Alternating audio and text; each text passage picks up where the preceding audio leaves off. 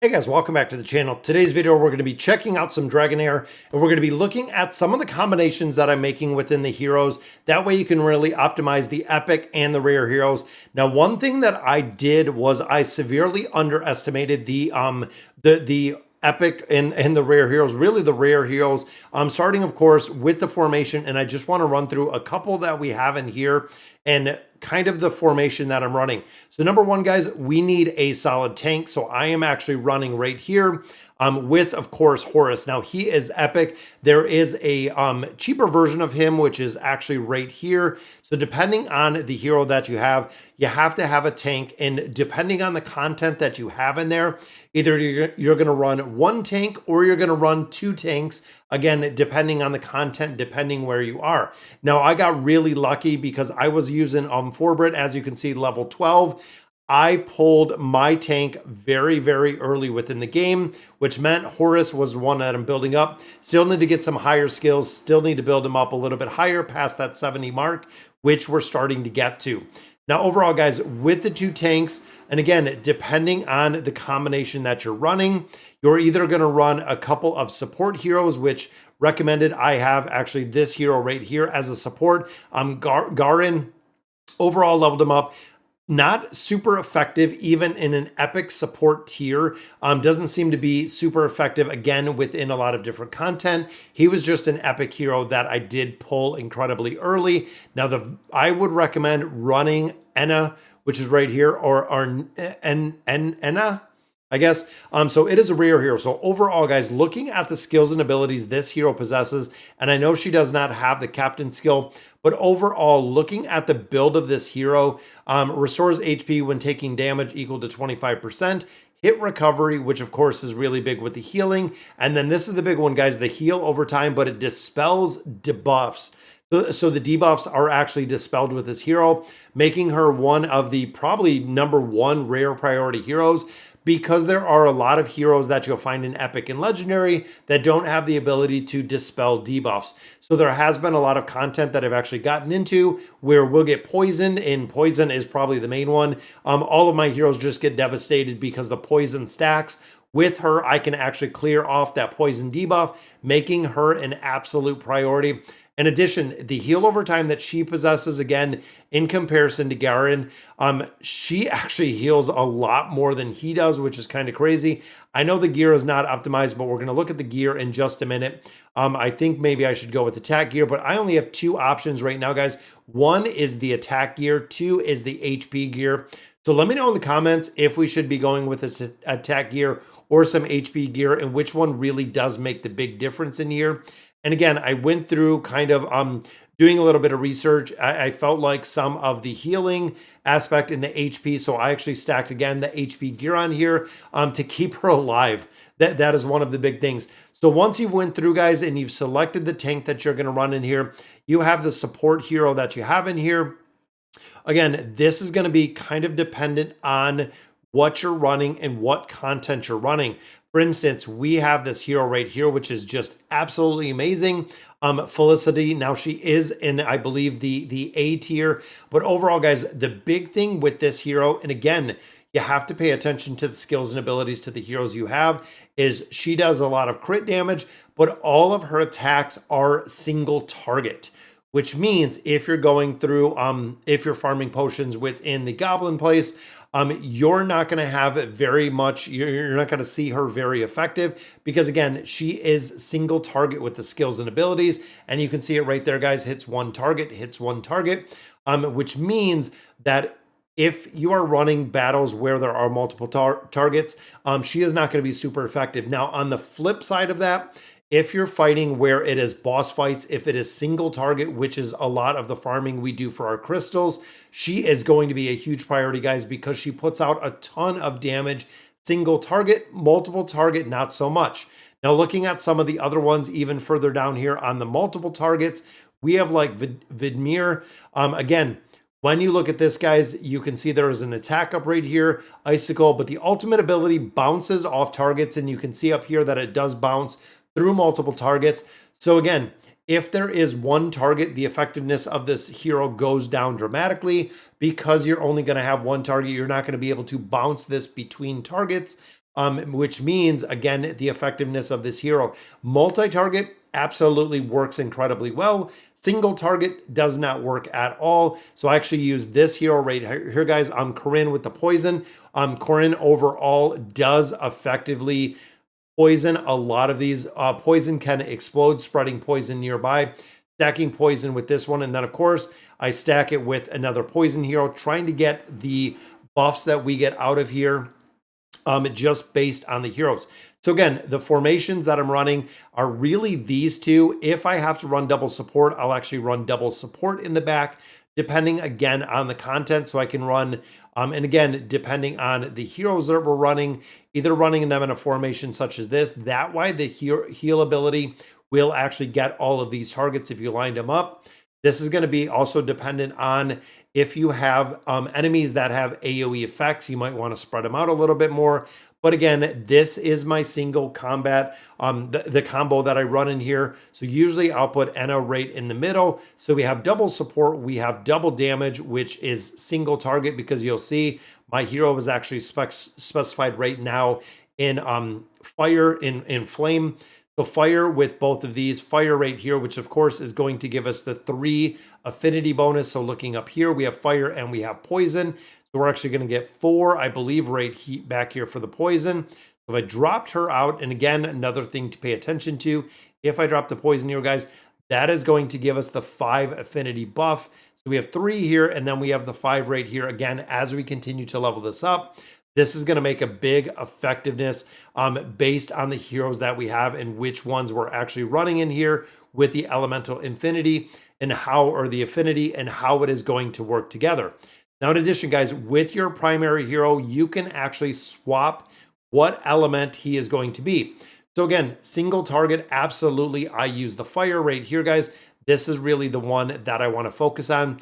When I'm looking at multiple targets, I will focus on the lightning because we do have the attack speed up, but we also have the stunning ability to lock down some targets, which again means when you're looking at a bigger scale or running, 3, 4, 5, 6 enemies, this one will be a lot better. It's not doing as much damage, but you can see it as stunning effect.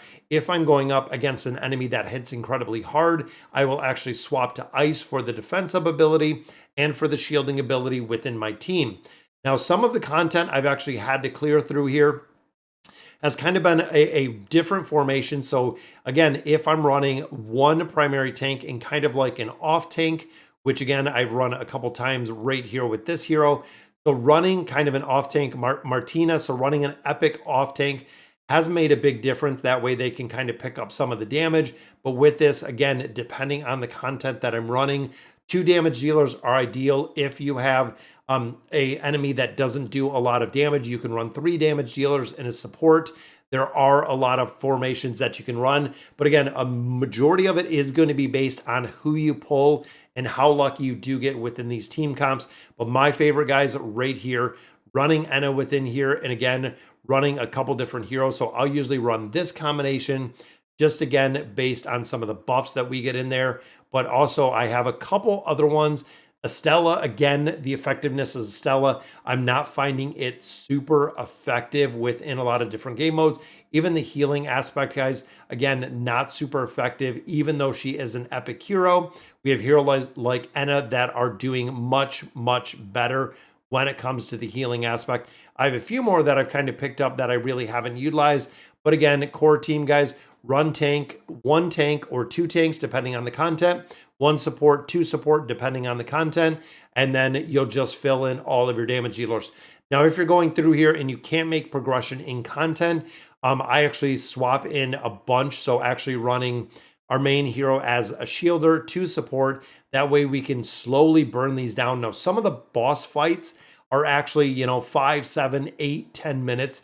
You can get through them. It does take an incredible amount of time, but farming up shards and a lot of other things in here do make a really big difference.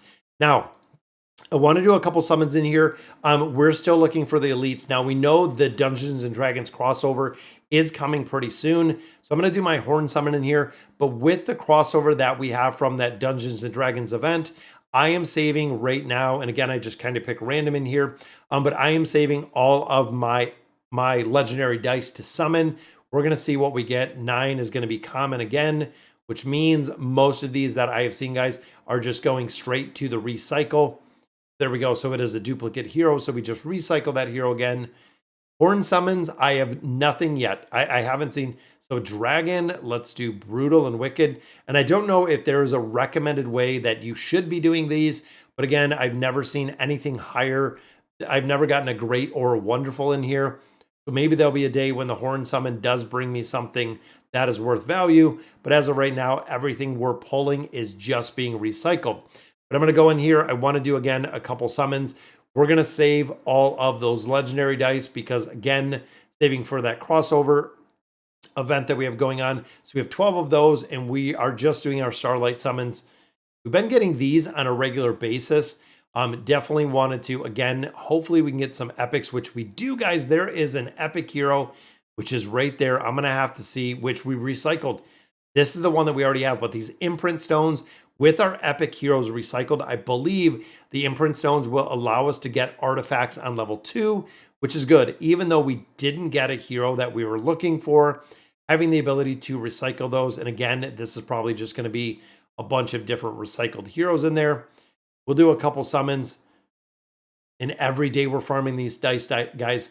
Every day we're doing summons. All of our crystals we're actually just saving over and over and over again, just hoping, again, that one's recycled, hoping that we can actually get to the ability to buy more of our legendary dice. That is really what we're looking for in here.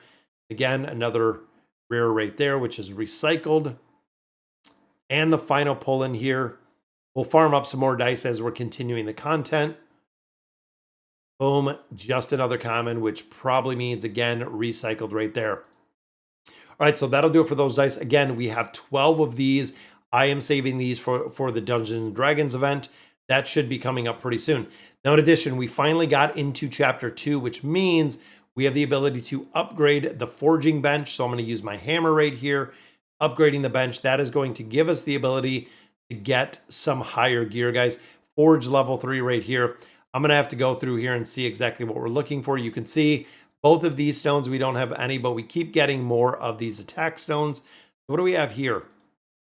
Let's go ahead and use these because we can only use this stone. There we go, guys. This is new gear that we have never seen. Absolutely wanted to check it out. So the Brawler attack and skill haste.